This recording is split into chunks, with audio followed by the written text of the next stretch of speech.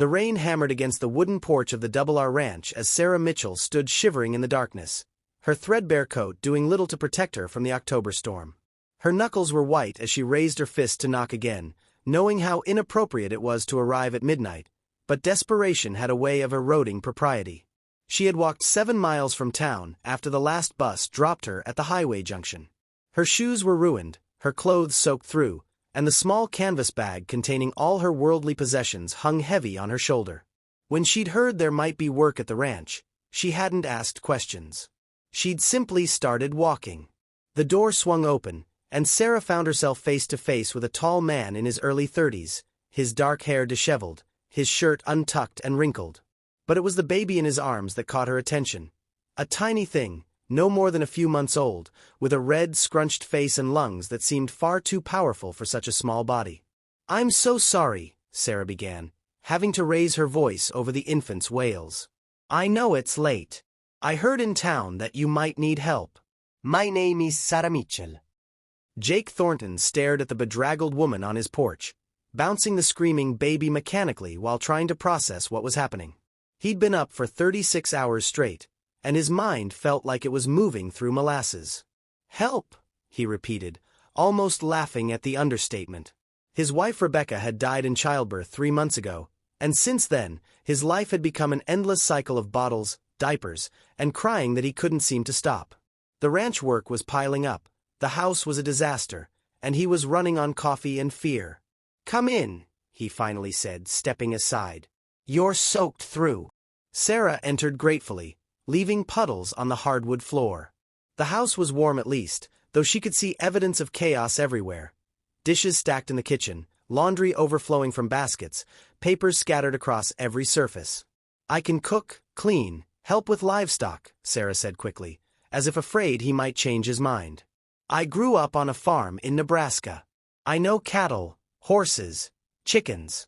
I can fix fences, drive a tractor, and I'm good with my hands for repairs." Jake looked at her properly for the first time.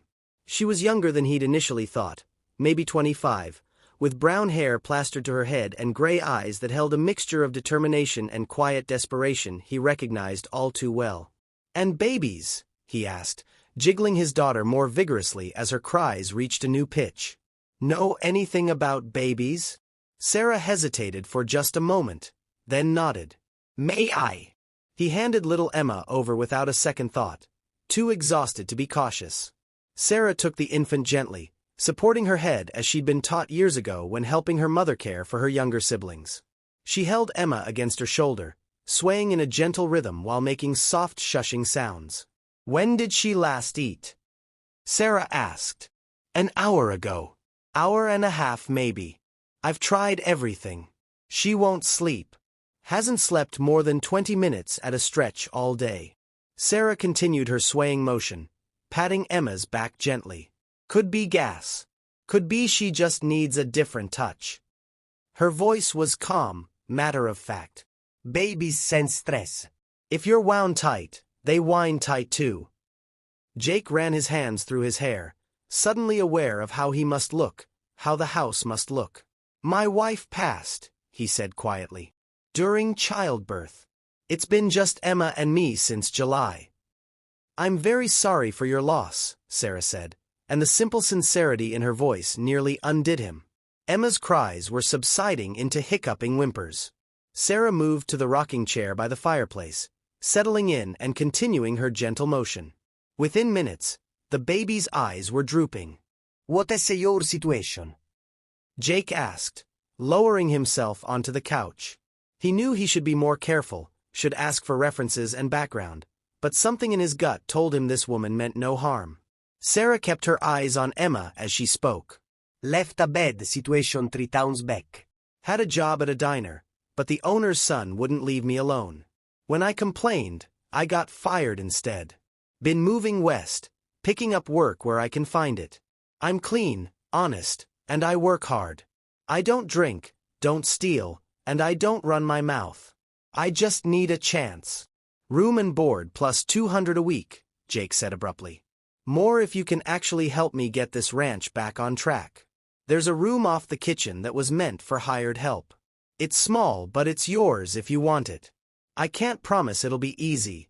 This place is falling apart and I'm barely holding on. Sarah looked up, meeting his eyes. I don't need easy. I just need honest work and a safe place to lay my head. When do uno start? How about after you get some sleep? You look about ready to drop. Emma was fully asleep now, her tiny rosebud mouth slightly open, her breathing deep and even.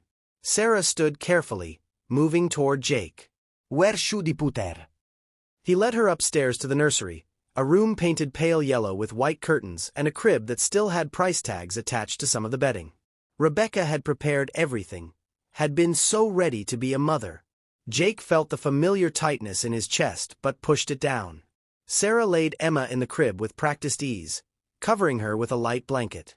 They stood for a moment, watching the baby sleep, then retreated quietly from the room. Downstairs, Jake showed Sarah to her room. It was indeed small, with a single bed, a dresser, and a window that looked out over the eastern pasture. To Sarah, it looked like paradise. Bathrooms through there, Jake pointed. There should be towels. I'll see if I can find some dry clothes for you. We can sort out the details in the morning. After he left, Sarah peeled off her wet clothes and dried herself with a threadbare but clean towel. She wrapped herself in the blanket from the bed and sat by the window, hardly daring to believe her luck. A job. A room. A place to stay where she didn't have to watch her back constantly or wonder where her next meal would come from. She thought about the rancher, Jake Thornton, and the grief that hung around him like a cloak. She thought about the baby girl sleeping upstairs, motherless and innocent. Sarah knew about loss, about starting over, about the way life could crack you open and leave you raw. She knew about loneliness too, the kind that settled into your bones during long, dark nights. There was a soft knock, and Jake's voice came through the door. I left some things outside.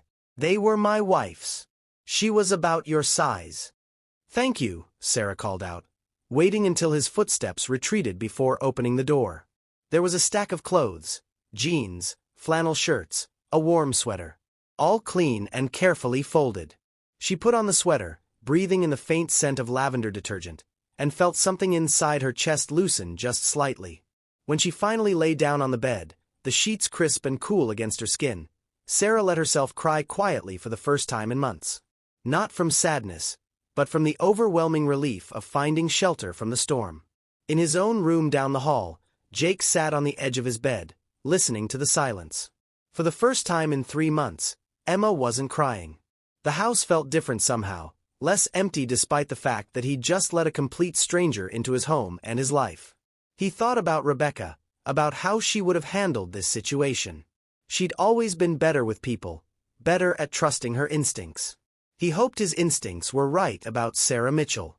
The next morning, Sarah woke before dawn, as she always did. She dressed in the borrowed clothes, twisted her hair into a practical braid, and emerged from her room to find the kitchen exactly as chaotic as she'd seen it the night before. She set to work immediately, finding comfort in the familiar tasks of putting things in order. By the time Jake came downstairs with Emma in his arms, there was coffee brewing, dishes washed and put away, and the smell of bacon and eggs filling the air. You didn't have to, he started, but Sarah cut him off with a smile. Yes, I did. That's what you're paying me for, remember? She wiped her hands on a dish towel and reached for Emma. Let me take her while you eat something hot. You look like you haven't had a decent meal in weeks. Jake wanted to protest, wanted to maintain some illusion of having things under control, but he was too tired and too grateful. He sat down at his own kitchen table and ate breakfast while Sarah walked Emma around the room, pointing out the window at the horses in the paddock, her voice soft and musical. After breakfast, they walked the property together, Emma bundled in a carrier against Sarah's chest. Jake showed her the barns that needed repairs, the fences that were falling down, the cattle that needed moving to different pasture. He explained the routine, the schedule, the 100 tasks that he'd been trying to do alone. Sarah listened, asked questions, and made mental notes. As the sun climbed higher in the sky, burning off the morning mist, she felt something she hadn't felt in a very long time: hope. She had knocked on this door at midnight, desperate and alone, and Jake Thornton had opened it without judgment, without questions that cut too deep. He'd given her a chance, and she intended to prove that his faith wasn't misplaced. They would both heal here, she thought, watching Jake's face soften as he looked at his daughter. The widowed rancher and the woman running from her past would build something together from the broken pieces of their lives. Not romance, not yet anyway, that would be too simple. But something more fundamental. A home, a partnership, a family forged not by blood but by choice and necessity and the quiet courage it took to trust again.